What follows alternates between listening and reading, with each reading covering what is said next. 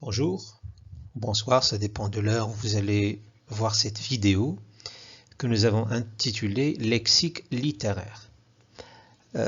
L'idée nous est venue du fait que on a programmé une leçon qui s'intitule le lexique du théâtre, dans la mesure où on a un ensemble de mots, d'expressions qu'il faudrait utiliser, desquels il faudrait faire usage en analysant une pièce de théâtre, que ce soit une pièce comique ou tragique. Et normalement, en analysant les autres genres littéraires, à savoir le roman, la nouvelle, le poème, on a tendance à faire usage d'un ensemble de mots, d'expressions, d'autres termes qui servent effectivement à l'analyse de ces supports littéraires. Lorsqu'on parle de roman, il y a par exemple incipit, excipit, tonalité, schéma narratif, la même chose on a lorsqu'on parle de la nouvelle. Donc, bref, il y a un ensemble de mots que nous allons essayer d'aborder à travers cette vidéo pour que l'élève ou l'étudiant soit capable de faire usage d'un langage propre à l'analyse littéraire, dans la limite des mots qu'on devrait normalement utiliser dans un cycle du baccalauréat. Abstraction si vous voulez, des termes savants, trop recherchés, autrement dit des termes qui font partie d'un langage un peu académique. Là, ce sont des termes qu'on a tendance à utiliser d'une manière consciente ou inconsciente en analysant les textes littéraires. Voilà. Le mot littérature désigne normalement l'ensemble des œuvres littéraires qui appartiennent à un ensemble de genres, littéraires bien entendu. Nous citons entre autres d'abord la poésie, le théâtre également, la poésie libre, non libre, rimée, non rimée, poésie classique, poésie moderne, le théâtre, que ce soit la tragédie ou la comédie, tragédie moderne, tragédie classique. Tragédie classique par exemple, on fait référence à la tragédie grecque. La comédie comique classique, ça fait référence par exemple aux pièces de Molière, à titre d'exemple, programmées pour le tronc commun. Le roman, et là on peut parler en termes de roman autobiographique, roman à thèse, roman épistolaire, roman de science-fiction, roman sentimental, roman historique, roman d'espionnage, et j'en passe. Vous avez la nouvelle, c'est un récit relativement court par rapport au roman, qui demeure un récit relativement long par rapport à la nouvelle. Une nouvelle, ça peut être aussi une nouvelle réaliste, une nouvelle fantastique. Passons à l'essai. L'essai, normalement, c'est un texte plus ou moins argumentatif. Plus long par rapport à une dissertation. L'épopée, c'est un poème, mais il est marqué par sa tonalité épique, et normalement, à travers une épopée, normalement, on essaie de glorifier, de montrer d'une manière plus ou moins appréciative un personnage qui est généralement un chevalier. Voilà.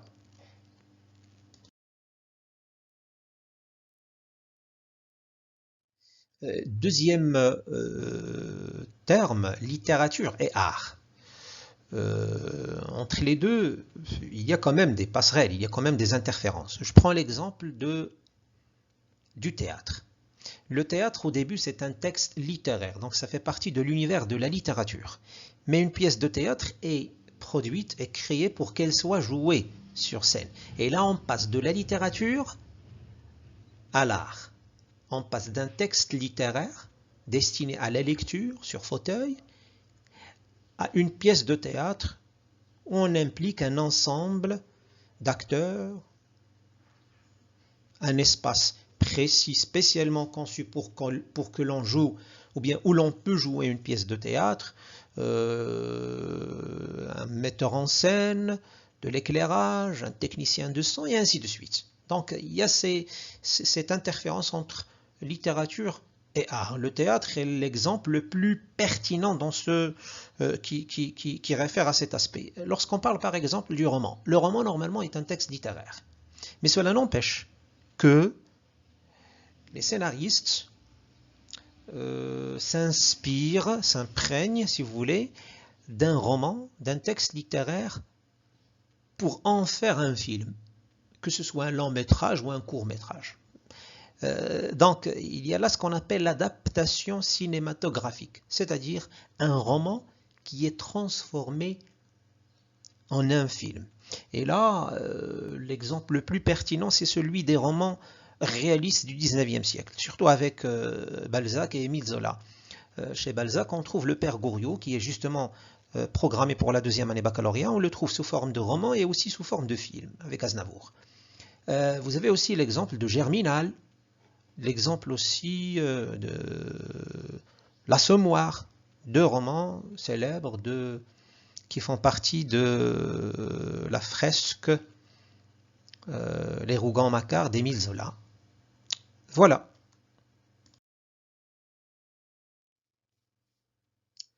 Troisième titre, la prose. La littérature se divise en deux catégories normalement. La poésie, cette forme verticale, rimée, et vous avez la prose. Par opposition à la poésie, il s'agit de textes écrits d'une manière horizontale.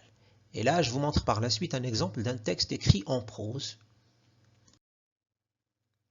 L'exemple est le suivant, c'est un extrait du Dernier jour d'un condamné de Victor Hugo, chapitre 2. C'est un texte, on peut remarquer facilement qu'il est écrit horizontalement, donc ça fait partie de la prose. L'essai aussi fait partie de la prose, la nouvelle fait partie de la prose. Le théâtre constitue une exception, dans la mesure où on peut avoir un texte écrit en prose, comme le cas de Antigone de Jean Anouilh, ou l'Avare de Molière, mais on peut avoir une pièce de théâtre écrite sous forme de poème. Je cite entre autres l'exemple de Les femmes savantes de Molière. Voilà. L'auteur. L'auteur est un terme générique qui renvoie normalement à l'écrivain, à celui qui a créé quelque chose, que ce soit une œuvre littéraire ou une œuvre artistique. On peut dire l'auteur d'une chanson, et on est dans le cadre de l'art. Et on peut dire l'auteur d'un roman, d'un texte littéraire. Et là, on est dans le cadre d'une production littéraire. Donc l'auteur, c'est l'écrivain, si vous voulez. Le dramaturge, on a l'auteur, l'écrivain, il peut être dramaturge. Dramaturge, ça veut dire écrivain ou bien auteur de pièces de théâtre. Le poète, c'est un auteur aussi, mais cette fois c'est un écrivain, c'est un auteur de poèmes.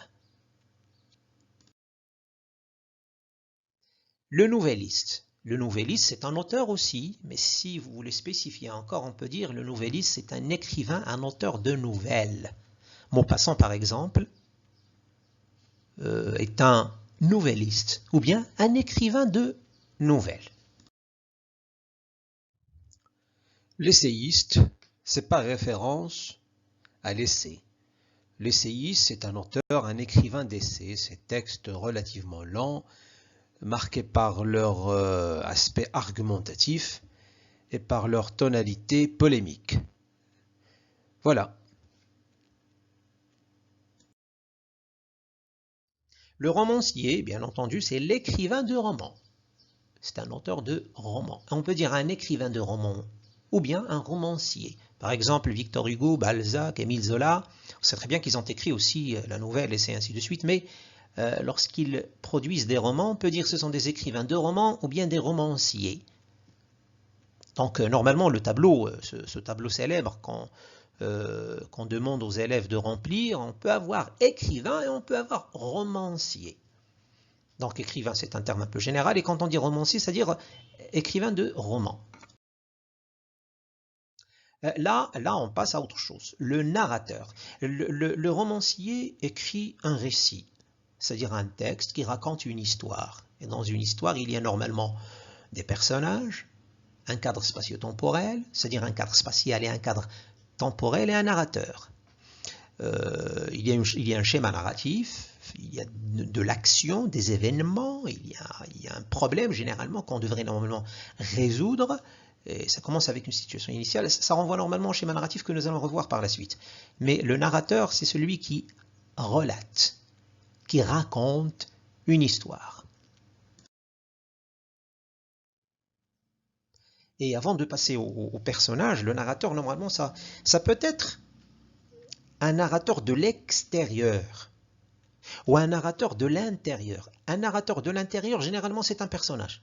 Voilà pourquoi j'ai fait suivre au narrateur le mot personnage. Donc, un narrateur de l'extérieur, c'est une focalisation externe. De l'intérieur, c'est une focalisation interne.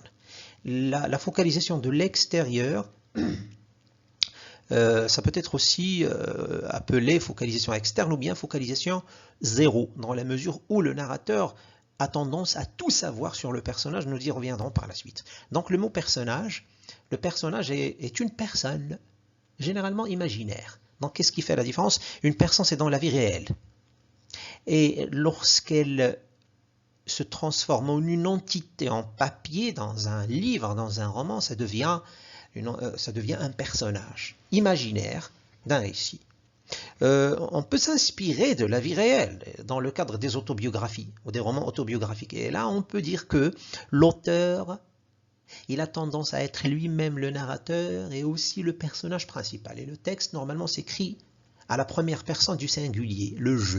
Par exemple, la mémoire tatouée de Abdelkbir al-Khatibi. On peut aussi citer l'exemple d'Ahmed Sfaraoui, mais dans le cadre de la mémoire tatouée d'Abdelkbir al-Khatibi, il y a une déclaration explicite au début que l'auteur a tendance à raconter son texte autobiographique. Donc le jeu dans la mémoire tatouée d'Abdelkbir al-Khatibi, c'est à la fois Abdelkbir al-Khatibi, c'est à la fois le narrateur, c'est à la fois le personnage principal. Mais dans la boîte à merveilles, Ahmed Sfaraoui a tendance à refuser qu'on lui calque cette fusion entre narrateur, auteur et personnage principal. Il a toujours dit que j'ai écrit un texte imaginaire, mais nous, lecteurs, nous nous rendons compte qu'il y a un ensemble de points communs, d'intersections entre le récit raconté par Sidi Mohammed et la biographie de l'auteur, ce qui nous permet de dire qu'il s'agit non d'une autobiographie pour faire plaisir à Ahmed Sfaraoui, mais on peut dire que c'est un roman autobiographique. Et là, on peut satisfaire à la fois l'auteur et le lecteur. L'auteur, il est dans un roman, mais qui a tendance d'être autobiographique. Le personnage, il peut se définir à travers l'action, ce qu'il fait dans l'histoire, et par le portrait. Et le portrait, ça peut être un portrait positif ou négatif. On peut dire un portrait positif, c'est-à-dire un portrait laudatif, valorisant, amélioratif, appréciatif. Et le portrait, lorsqu'il est négatif, on peut dire que c'est un portrait péjoratif, dévalorisant, dépréciatif. Un personnage, il peut être personnage principal et il peut être personnage secondaire. Et lorsqu'on a un personnage principal, il peut avoir des personnages adjuvants et des personnages opposants, c'est-à-dire les adjuvants qui sont là pour l'aider et les opposants qui sont là pour lui créer des problèmes, pour accentuer, pour aggraver, si vous voulez, la crise. Voilà.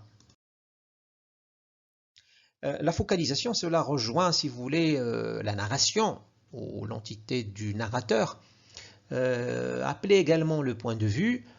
On répond à la question suivante, qui raconte? Autrement dit, l'endroit d'où part le regard. Est-ce que c'est de l'intérieur de l'histoire ou c'est de l'extérieur de l'histoire? Je le répète encore une fois, si de l'intérieur de l'histoire, généralement c'est un personnage, et généralement c'est un personnage essentiel. Le cas de la boîte à merveilles est le dernier jour d'un condamné. Les deux narrateurs sont les deux personnages principaux de chacun des deux romans. Et généralement dans la littérature réaliste, par exemple les romans de Balzac, la focalisation elle est externe. Le cas du père Goriot, et c'est une focalisation non seulement externe, mais elle est focalisation zéro, parce que le narrateur a tendance à tout savoir sur le personnage, son passé, ses sentiments, et voilà ce qui explique pourquoi un roman réaliste est bourré de passages descriptifs. Parfois, la description s'étale sur une dizaine de pages, parce que le narrateur a tendance à tout dire sur le personnage. Le personnage, il est là pour le dialogue, pour dynamiser un peu le texte, pour accélérer un tout petit peu la narration, mais la description, le narrateur est là pour vous dire tout sur le personnage. Dans un texte où il n'y a pas ce type de narrateur, c'est-à-dire un type de l'extérieur avec qui on devrait normalement découvrir le récit, le personnage a beaucoup plus tendance à se délivrer au lecteur. À travers le dialogue, à travers l'action, on comprend de quoi il s'agit. Mais dans un narrateur omniscient, de l'extérieur, zéro, focalisation zéro, le narrateur vous donne tout, un tableau pertinemment clair sur le personnage. Et voilà ce qui explique pourquoi, par exemple, la description d'un personnage prend une dizaine de pages. Voilà. Le schéma narratif. Dans un roman ou une nouvelle, l'agencement des événements, l'organisation, la structure du texte est gérée normalement par ce qu'on appelle un schéma narratif, qui commence avec une situation initiale. C'est là où normalement on découvre les personnages et le cadre spatio-temporel. Et cette premier élément, si vous voulez, de ce schéma narratif est marqué par l'équilibre, par la stabilité. Et on passe normalement, la stabilité et l'équilibre ne devraient pas régner jusqu'à la fin de l'histoire. Le lecteur serait ennuyé, il va abandonner le texte. Il faut accrocher le lecteur par un problème, par un nœud. Et ce qui maintient le suspense, c'est que le personnage principal ou bien les personnages devraient normalement résoudre le problème. Et à ce moment-là, on assiste à un ensemble d'actions, d'événements qui s'imbriquent l'un après l'autre, et c'est ce qu'on appelle les péripéties. Mais normalement, le texte ne devrait pas rester suspendu. Il faut qu'il y ait une situation finale, une résolution du problème. Et là vient l'importance de l'élément de la résolution qui prépare à la situation finale, qui prépare à la fin de l'histoire, qui est normalement généralement marqué par un équilibre, par le retour à l'équilibre. Et normalement, dans un texte relativement long, la situation finale d'une séquence peut constituer une situation de déclenchement, une situation initiale d'une nouvelle aventure, d'une nouvelle séquence, si vous voulez. Je vous laisse lire la définition que je vous propose à travers cette diapo. Ça reprend d'une manière ou d'une autre ce que je viens de citer. Voilà, on passe. La différence, une différence plus ou moins artificielle, très superficielle si vous voulez, c'est en matière de volume, de masse. Le roman est plus long que la nouvelle. Et dans un roman, on peut s'amuser à étaler un ensemble de pages qui peuvent aller jusqu'à 500, 600, 400 pages. Donc il n'y a pas cette contrainte, cette restriction au niveau du nombre de pages. Dans une nouvelle, normalement, c'est relativement court par rapport à un roman. Et on ne peut pas tout dire, on ne peut pas tout raconter, on ne peut pas s'amuser à tout dire. Et on devrait normalement, généralement, très souvent passer des étapes qui ne sont pas normalement selon la vision de l'auteur, qui ne sont pas aussi importantes que ce qu'il nous raconte. Et là, on assiste à ce qu'on appelle l'ellipse narrative, c'est-à-dire le fait de sauter une étape qui n'est pas considérée comme étant très cruciale dans la compréhension de l'histoire, dans la compréhension des événements. Donc la définition, c'est omission d'une séquence, d'un récit. Une séquence, c'est-à-dire une partie. Autrement dit, le saut d'une étape, très souvent dans une nouvelle, vu qu'elle est courte. L'exemple de Auchan, on a pris l'enfant âgé de 2 ans et quelques mois, et il retourne à son village alors qu'il était jeune, âgé de 20 et quelques. Au début, on assiste à une jeune demoiselle qui vient, une jeune dame, pardon, à savoir Madame Dubière, qui vient pour demander l'adoption d'un enfant, et elle retourne lorsqu'elle devienne une vieille femme. Voilà.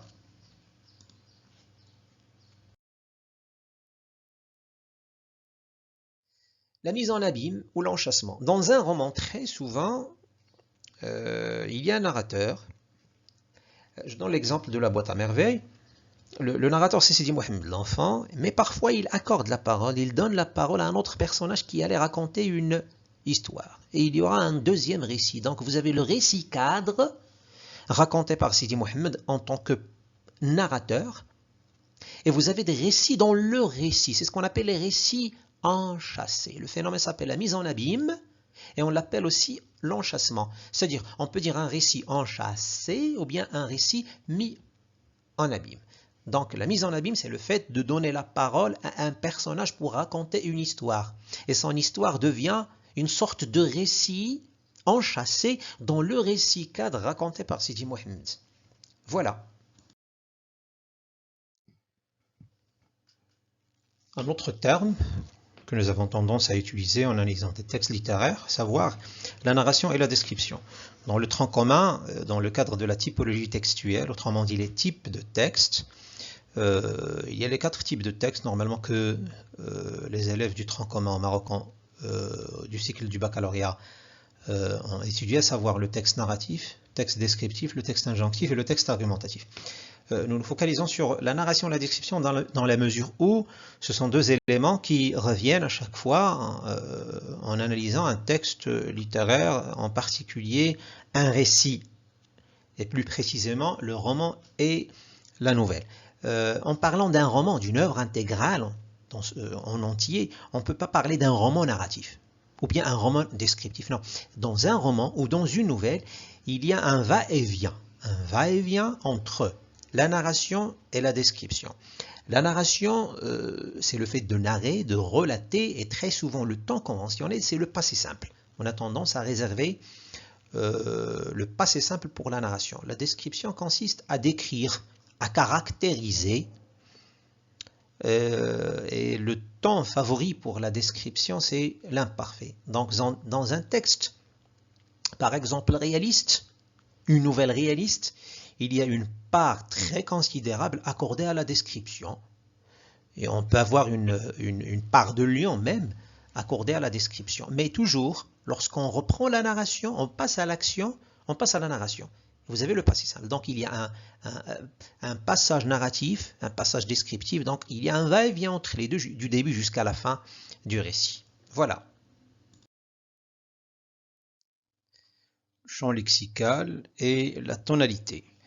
Le champ lexical veut dire tout simplement l'ensemble de mots qui réfèrent à un thème ou une thématique quelconque. Et le champ lexical, on peut aboutir à un champ lexical à travers un travail de repérage qui consiste à rassembler un certain nombre de mots, d'expressions, et lorsqu'on dit expression, ça peut être un mot ou un groupe de mots qui réfèrent au même sujet, au même thème, aux mêmes thématiques, au même axe, si vous voulez. Le champ lexical s'appelle aussi, on peut l'appeler aussi, le réseau lexical ou bien le réseau sémantique, mais on a tendance à faire usage très souvent du terme champ lexical. Le mot tonalité, ou bien le temps, ou bien le registre littéraire, 3 appellations de la même chose, si vous voulez.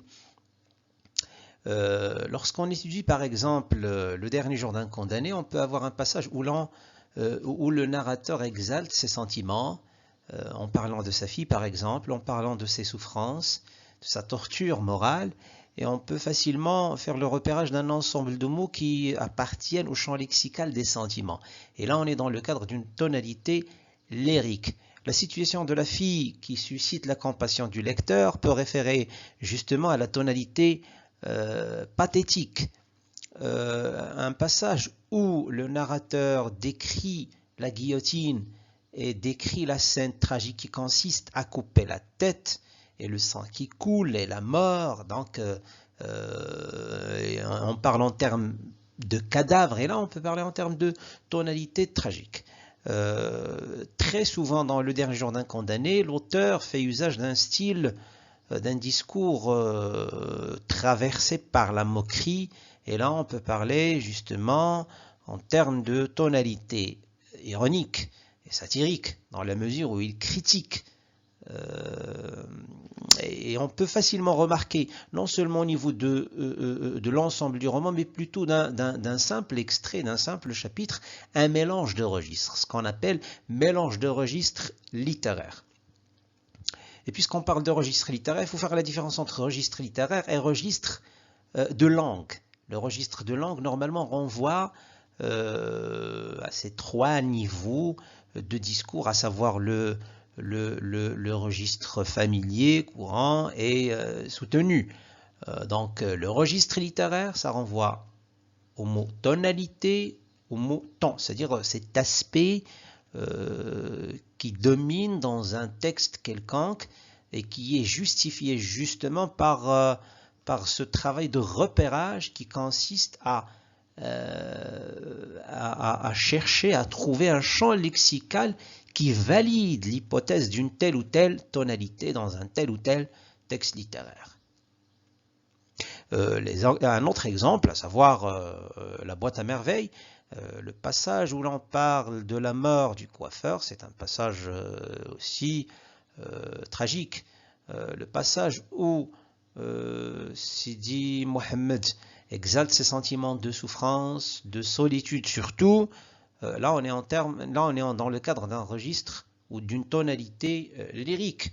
Des passages par exemple dans le Bourgeois gentilhomme, une pièce programmée pour le train commun, où on présente le personnage d'une manière un peu comique, on peut parler en termes de tonalité comique, et ainsi de suite. On peut avoir un seul registre littéraire, mais on peut aussi avoir un mélange de registres littéraires, surtout avec le texte de Victor Hugo, à savoir Le dernier jour d'un condamné.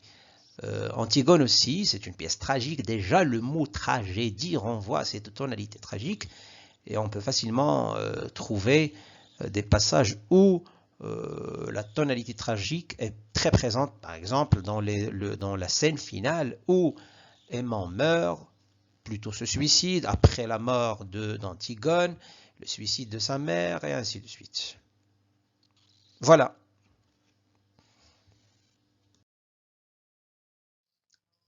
Le paratexte. En entamant l'étude d'un texte, on devrait passer par le paratexte, c'est-à-dire tout ce qui est extérieur au texte, tout ce qui se trouve en dehors du texte. Par exemple, Antigone. Avant d'analyser Antigone, il faut passer par le mythe d'Oedipe, par cette guerre de Thèbes, par cette guerre entre les deux frères, par la mort du père, par l'histoire de l'enfant qui a été abandonné par sa famille, de peur qu'il tue son père, et en fin de compte, le pire de leurs rêves, de leurs cauchemars se réalise en fin de compte. Donc ce sont là des informations qui sortent du texte, en dehors du texte, mais qui préparent à l'analyse, à la lecture du texte. Donc le paratexte normalement, et généralement on parle de la couverture, c'est-à-dire cette couverture du texte. Alors là, la première de couverture. Généralement, elle contient le titre, l'auteur et une petite illustration qui renvoie au contenu d'une manière ou d'une autre du texte. Le dos, c'est là où c'est entre la quatrième et la première de couverture. C'est là où généralement on met le nom de l'auteur, le titre et généralement le logo, bien le nom de la maison d'édition. L'illustration, c'est une image ou une photo ou un tableau qui renvoie d'une manière ou d'une autre au contenu du texte. Le contexte historique, je cite par exemple Antigone de Jean Anouilh et non pas celle de Sophocle, parce que la pièce d'Antigone de Jean Anouilh a été adaptée à partir d'une pièce très ancienne, savoir Antigone de Sophocle pendant la Grèce antique. Donc lorsqu'on parle d'Antigone de Jean Anouilh, il y a un contexte historique, il y a un contexte dans lequel, il y a un ancrage dans lequel on peut mettre cette pièce, à savoir la colonisation, bien la Deuxième Guerre mondiale et la présence des forces nazies dans le territoire français. Voilà. Nous avons intitulé cette partie « La création et la publication ». Et la création et la publication d'une œuvre intégrale. Par exemple, La boîte à merveilles est un roman qui a été créé ou bien écrit en 1952, c'est-à-dire le moment ou bien la date où son auteur l'avait achevé, avait terminé son écriture. Par opposition à la publication, on l'appelle aussi la date de publication, bien la date de parution, bien la date d'édition. La date d'édition dans la mesure où l'industrie du livre et l'industrie de la production du livre, l'univers de l'édition, c'est à travers l'édition que le livre voit le jour. Il passe d'un manuscrit qui a été écrit par un écrivain, il se transforme en un livre que le lecteur pourrait éventuellement lire après sa parution, après son édition. Donc on peut, pour la boîte à merveilles, je le répète encore une fois, la date d'écriture c'est 1952, la date d'édition ou bien de publication ou bien de parution c'est 1954. Cela ne veut pas dire toujours que chaque roman a deux dates. L'exemple du dernier jour d'un condamné de Victor Hugo, selon l'encyclopédie Encarta, il a été créé en 1829. Donc on parle en termes d'une seule date. Et son nom, c'est-à-dire Victor Hugo, lorsqu'il a édité son roman Le dernier jour d'un condamné, il n'a pas mis au début son nom afin d'éviter toute possibilité de poursuite judiciaire, de présentation devant les tribunaux. Voilà. Pour la pièce Antigone, il y a normalement on peut parler en termes de 3 dates. Il a été créé en 1944 et mise en scène en 1944, nous y reviendrons par la suite, et publié en 1946, toujours selon l'encyclopédie Encarta et aussi l'encyclopédie Universalis version 2012. Voilà ce que nous avons aimé expliquer en parlant de création et publication. Nous expliquons par la suite la particularité du théâtre dans la partie qui suit. Voilà. Nous avons intitulé cette partie la création et la publication du théâtre. Et là, il y a quelque chose que je devrais signaler et ajouter aussi. Si le roman a deux dates, à savoir la date de l'écriture et la date de l'édition, une pièce de théâtre devrait normalement avoir 3 dates. Une date d'écriture, une date de publication et aussi et surtout une date de mise en scène. Et là, quand on parle de la pièce Antigone, elle a été créée, bien entendu en 1944, mais elle a été aussi mise en scène, c'est-à-dire elle a été jouée en 1944 aussi avec une mise en scène d'André Barsac. C'est selon l'encyclopédie Universalis 2012, l'article intitulé Antigone. Voilà, c'est ce que nous avons espéré ajouter à travers cette partie. Voilà. Un recueil de poèmes.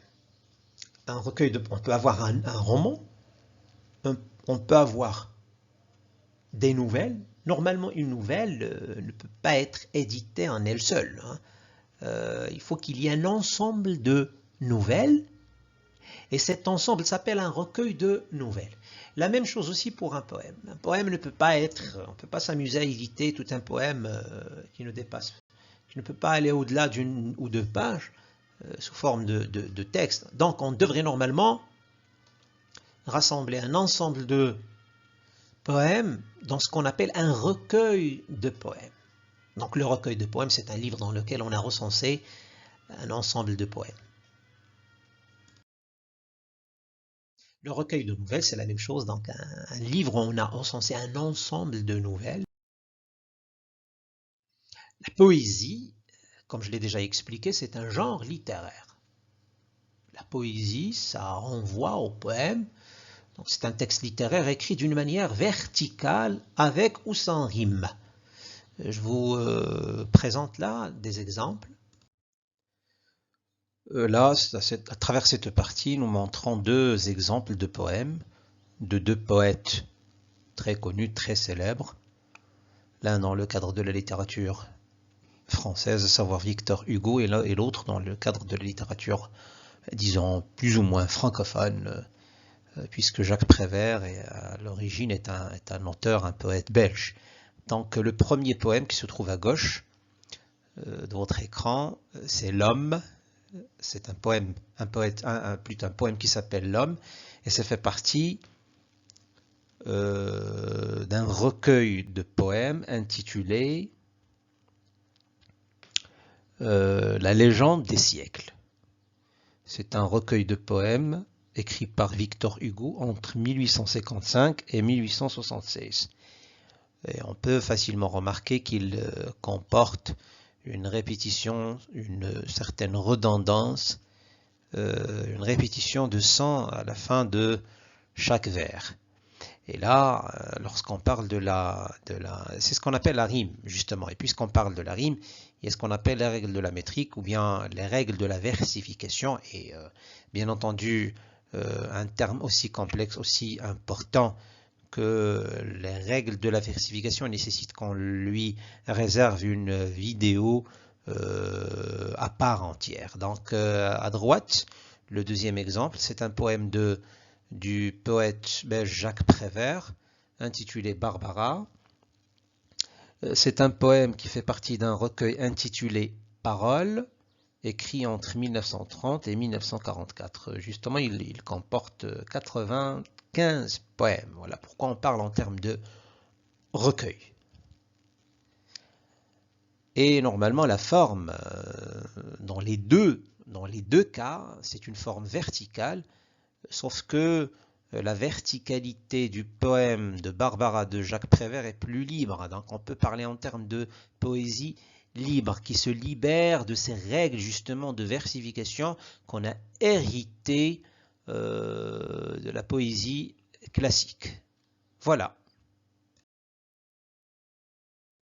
L'œuvre intégrale. C'est un terme qu'on utilise très souvent au baccalauréat. Et très souvent, on demande à l'élève de déterminer de quelle œuvre il s'agit. Lorsqu'on dit œuvre intégrale, c'est-à-dire le roman, bien la nouvelle, ou bien la pièce de théâtre, c'est-à-dire le texte en entier. Par exemple, La boîte à merveilles est une œuvre. Antigone est une œuvre. Même si ces deux œuvres appartiennent à deux genres différents.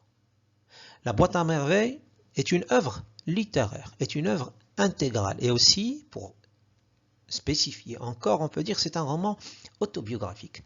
Antigone, c'est une œuvre intégrale, mais aussi une pièce tragique, ou bien une tragédie moderne. Le roman à thèse est une œuvre intégrale, mais c'est un roman à thèse. Donc il faut faire la différence entre l'œuvre et le chapitre et l'extrait.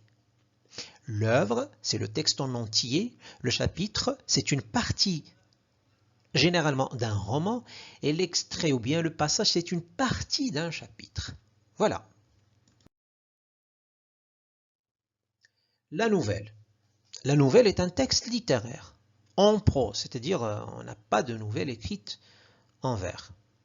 Relativement court, mais relativement court par rapport à quoi? Par rapport au roman, qui est plus lent par rapport à la nouvelle. Il est normalement... ce texte est écrit d'une manière horizontale. Et on peut parler de nouvelles réalistes, comme le cas de Auchan et La Ficelle, de Maupassant, et on peut parler en termes de nouvelles fantastiques, le cas du Chevalier double de Gautier. Voilà. Le roman. Dans cette partie, on parle du roman comme étant un élément essentiel dans le programme du baccalauréat. Et on peut même dire que le roman est très présent dans tous les programmes à l'échelle internationale. Le roman est un genre littéraire qu'on trouve ou que l'on trouve presque dans la majorité des littératures, que ce soit une littérature japonaise, française, anglaise, espagnole, italienne, et justement marocaine de langue française, francophone également. Donc le roman, actuellement, c'est un texte écrit en prose, c'est-à-dire il est écrit d'une manière horizontale. Il est relativement long par rapport à la nouvelle. Il peut être écrit ou bien subdivisé en chapitres, comme le cas de La boîte à merveilles où il y a 12 chapitres, le cas du Dernier jour d'un condamné où il y a 49 chapitres, mais on peut avoir un roman écrit en un seul bloc. Je cite à titre d'exemple La religieuse de Diderot au XVIIIe siècle. le roman comporte plusieurs sous-genres, si vous voulez. Donc, on peut parler en termes de roman autobiographique. C'est l'exemple de La Boîte à merveilles. Un roman autobiographique, c'est un roman où soit l'écrivain déclare qu'il avait l'intention, bien qu'il a l'intention de relater sa vie ou bien une partie de sa vie, par exemple son enfance et ainsi de suite. Et là, on est dans le cadre de ce qu'on appelle le pacte autobiographique, c'est-à-dire une déclaration explicite de la part de l'écrivain de vouloir raconter sa vie. C'est le cas par exemple de Abdelkabir al-Khatibi dans La mémoire tatouée, où il le dit au début. Pour La Boîte à merveilles, c'est nous lecteurs qui allons chercher ces interférences, ces intersections entre le récit et la biographie de l'auteur. Le récit raconte l'histoire d'un Marocain né à Fès, qui a grandi à Fès, au Maroc, au XXe siècle. Ahmed Sfraoui, la même chose aussi, donc un écrivain né au début du XXe siècle, à Fès, au Maroc. Il était fonctionnaire qui a travaillé dans plusieurs ministères, mais le point commun entre ces ministères, c'est qu'il s'est intéressé au patrimoine. Dans La Boîte à merveilles, on parle du patrimoine national. Donc, il y a ces intersections, ces points d'intersection entre le récit et la biographie de l'auteur, ce qui nous permet de parler en termes de roman autobiographique. Le roman à thèse, c'est avec Le Dernier Jour d'un condamné, c'est un roman qui n'a pas forcément l'intention de raconter l'histoire, mais plutôt de parler d'une thèse. Voilà pourquoi on l'appelle roman à thèse. Une thèse ou bien une problématique ou bien une cause, prendre en charge une thématique et ainsi de suite. Donc le roman historique se rapproche plutôt de l'histoire. Et il y a le souci de la véracité, de l'authenticité des événements. Et généralement le romancier, c'est-à-dire l'écrivain de romans historiques, mène ou fait des recherches avant de commencer son écriture pour qu'il ait un ensemble d'informations, une documentation qui lui permet justement de rédiger son roman sans s'écarter trop d'une réalité historique. Le roman policier est marqué par le suspense, l'action. Le roman de science-fiction, on avait justement un roman programmé au baccalauréat avant 2009, c'était La planète des singes. C'est les labos, c'est l'expérimentation, les navettes et ainsi de suite. Le roman réaliste, c'est justement surtout avec la littérature du 19e siècle, avec la fresque gigantesque de Balzac, à savoir La comédie humaine, où il avait écrit une centaine ou une dizaine plutôt de romans qui se rapprochent de la réalité. On parle aussi d'Émile Zola dans sa fresque Les Rougon-Macquart, où il parle aussi de la société française du 19e siècle. Le roman épistolaire, c'est un roman marqué par l'échange de lettres.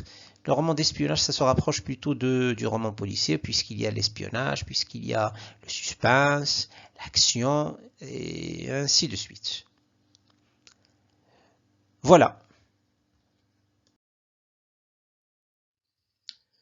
On a déjà parlé de l'œuvre intégrale. Et on a dit l'œuvre intégrale, c'est le texte en entier. Mais un roman peut comporter des chapitres. Il y a des romans qui comportent des chapitres. L'exemple de La Boîte à merveilles qui comporte 12 chapitres. On a aussi Le Dernier Jour d'un condamné qui comporte Le Dernier Jour d'un condamné qui comporte 49 chapitres. Mais on peut avoir un roman qui est écrit en un seul bloc. Je cite à titre d'exemple La religieuse de Diderot. Il est écrit en un seul bloc. Voilà. Mais l'extrait, c'est un passage. C'est une partie d'un chapitre ou d'un roman. Il peut être placé au début, ou bien à la fin, ou bien au milieu. C'est ce que nous allons voir par la suite. L'incipit. L'incipit, ça veut dire un extrait qui se trouve au début d'un roman ou bien d'une nouvelle. C'est un petit paragraphe un extrait, un texte situé au début, que ce soit d'un roman ou d'une nouvelle. À l'instar de son homologue l'incipit, l'excipit est aussi un extrait ou un passage d'un roman et d'une nouvelle. Mais l'excipit se trouve à la fin du roman ou de la nouvelle. Donc ça correspond généralement à la situation finale. Et l'incipit correspond généralement à la situation initiale, si nous parlons en termes de schéma narratif. Voilà. Notre leçon touche à sa fin. Nous avons essayé, comme nous l'avons déjà expliqué au début de la vidéo, de recenser l'ensemble des mots, des termes, des expressions qu'on utilise en analysant un texte littéraire. Nous allons réserver une séance, une vidéo plutôt particulièrement réservée au lexique du théâtre, que nous vous invitons à voir. Merci de votre attention.